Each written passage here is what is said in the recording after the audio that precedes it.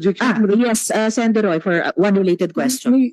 May ask from the chair kung pwede natin ipaklaro sa kanya ano yung safety consideration na sinasabi niya para maklaro tayo kasi kung palagi siya mag-involve ng safety, hindi natin alam kung anong safety na sabi. Kung meron bang interesado sa buhay niya na isang malaking sindikato na siya ay papatahimikin o ano bang safety na sinasabi niya, Madam Chair?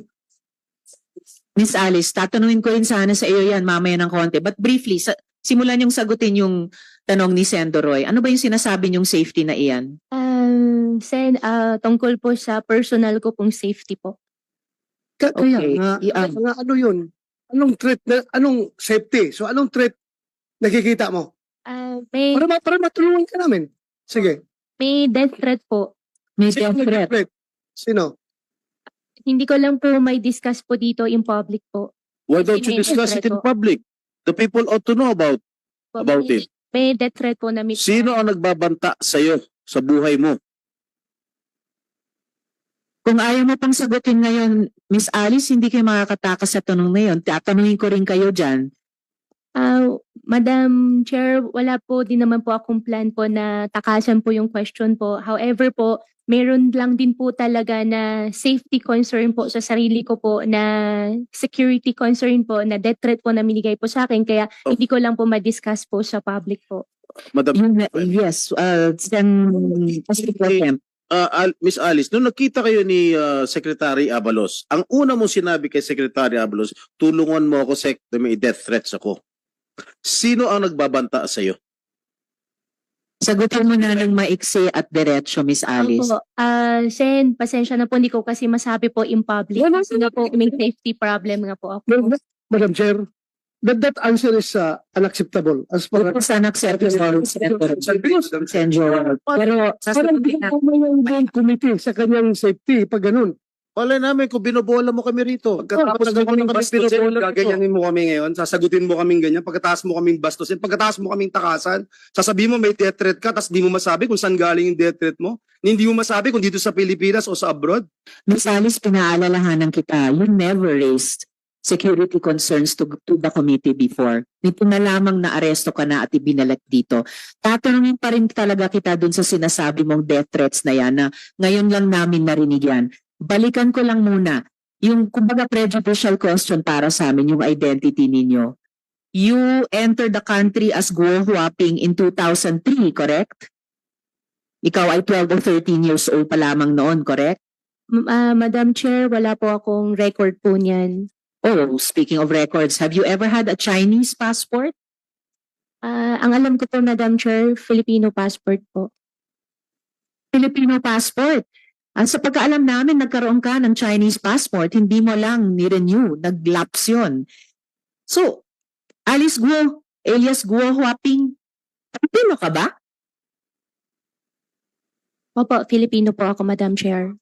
Madam Chair, Yes, and Lauren, for thank you. one related question. Since yung sinabi po nyo, kung meron siyang passport na Philippine passport, sinabi niya meron siya. Tapatin lang tayo. Sino ang nagbigay ng Philippine passport? Sino rin nag-issue ng kanyang Philippine birth certificate? Pag sinabi mo yon, we can protect you.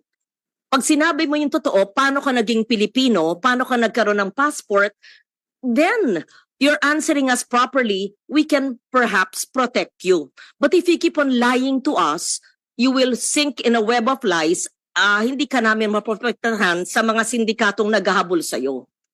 I suggest to answer that. How did she get her Philippine birth certificate from the PSA or the satellite office, and how she acquired her Philippine passport from the DFA? We have to find out the syndicates in the government agencies. Madam Chair. Record para sa kabatiran ng lahat at lumabas na po ito sa mga nakaaraang paring mayroong birth certificate na nakuha through late registration of live birth, pero mismo ang PSA, I'm sure mako-confirm ito ni Engineer Grande later, Engineer Mariza, ang PSA mismo ang nagsabing irregular ang birth certificate na iyon. Kaya tinulog nila sa Office of the Solicitor General na kanselahin na ito. But apparently, habang hawak pa yung irregular birth certificate na iyon, nagamit para makakuha ng Filipino passport. Pero sa pagkaalam din ng aming komite, nagkaroon ka Miss Alice, ng Chinese passport. Kaya sa lahat ng mga tanong na ito so far,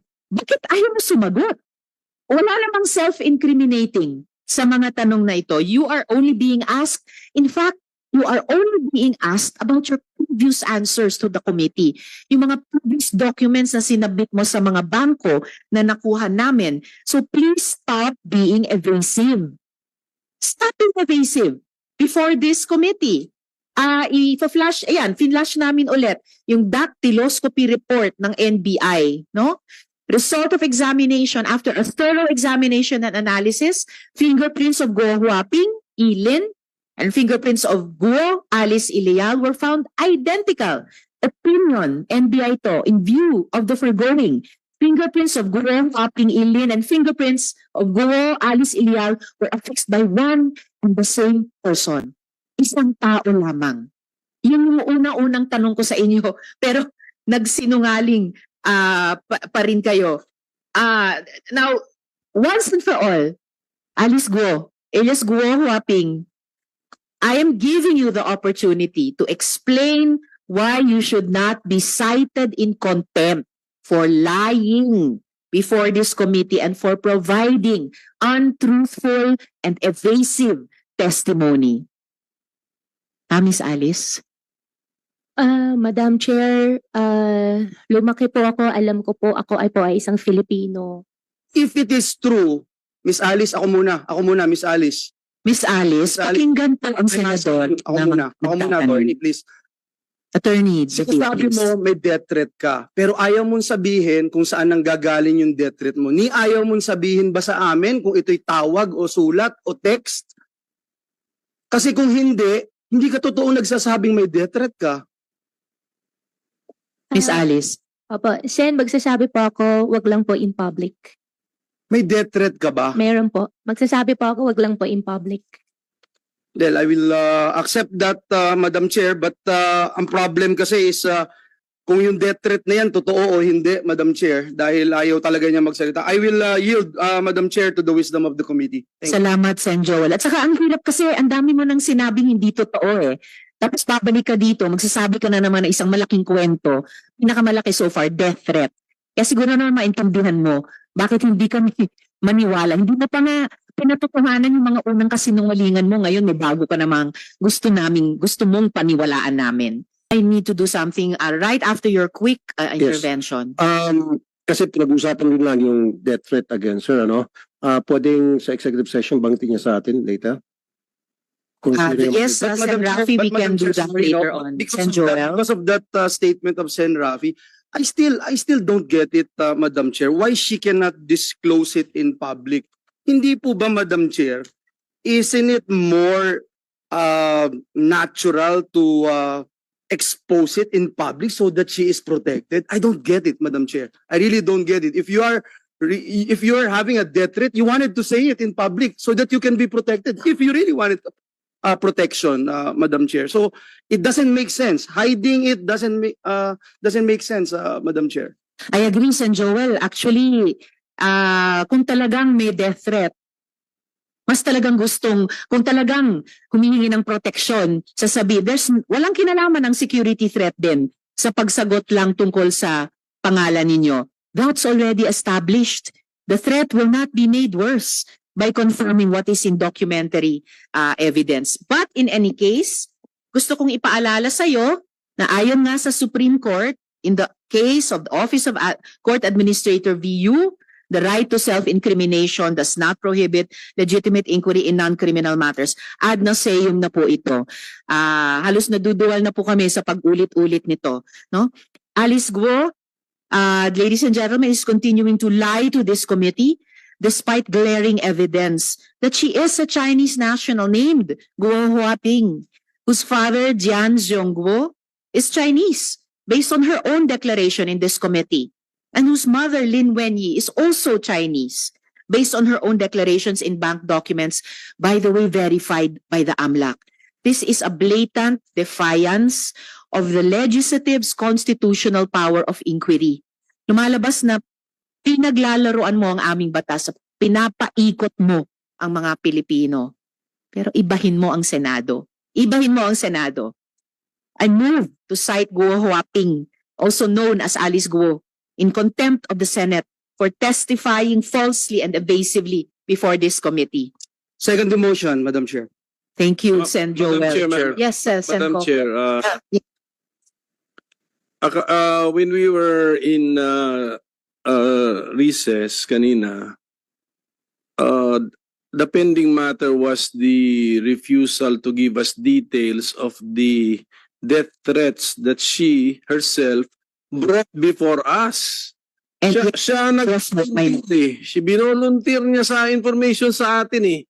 Then pinupurso namin ayaw mong sagutin. Ngayon, I think the prevailing sentiment is hindi siya makahingi ng executive session. Sagutin niya ngayon lahat. Yung kasi kung totoo naman na may death threat ka, na-monitor ka na rin nung nagbigay ng death threat sa'yo, kahit may executive session, di alam na rin niya, sinabi mo na rin sa amin, ikaw pa rin yung source. Kaya hindi kami papayag sa executive session. Ngayon, ang prevailing sentiment, if I'm not mistaken, is you have to answer the questions relating to that particular subject matter na ikaw mismo ang nag-voluntaryo palabasin sa hearing na ito. Inumpisa ni Senator Bato and then si Senator Jinggoy. Kaya Madam Chair, doon ako sa ground na yon. If we should, kasi at least yun, there is no need to determine who is telling the truth eh. Wala tong ano eh. Ito, we have I think Senate section here if the refusal to cooperate or giving evasive answers, pwede na natin gamiting ground yun to cite the witness or the resource person in contempt.